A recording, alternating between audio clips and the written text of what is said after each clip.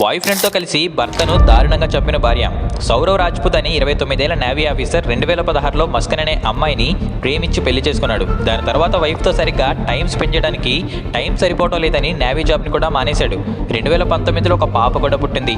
ఆ తర్వాత ఇంట్లో ఫైనాన్షియల్ ప్రాబ్లమ్స్ రావడంతో సౌరవ్ డబ్బులు సంపాదించడానికి లండన్కి వెళ్ళాడు. ఇదే టైంలో భార్య మస్కన్ తన స్కూల్ ఫ్రెండ్తో ఎక్స్ట్రా మెరిటల్ అఫైర్ని పెట్టుకుంది.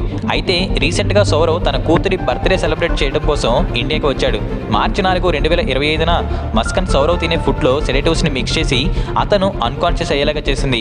తరువాత తన బాయ్ ఫ్రెండ్ని ఇంటికి పిలిచి ఇద్దరూ కలిసి సౌరవ్ని చంపేశారు.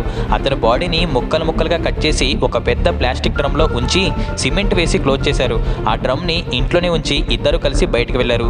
సౌరవ్ కనిపించకపోవడంతో ఇంట్లో వాళ్ళు అనుమానంతో పోలీస్ కంప్లైంట్ ఇవ్వగా పోలీస్ ఇన్వెస్టిగేషన్లో మస్కనే మొత్తం చేసినట్టు ఒప్పుకుంది. ఆ తర్వాత పోలీసులు వారిద్దరిని కూడా అరెస్ట్ చేశారు.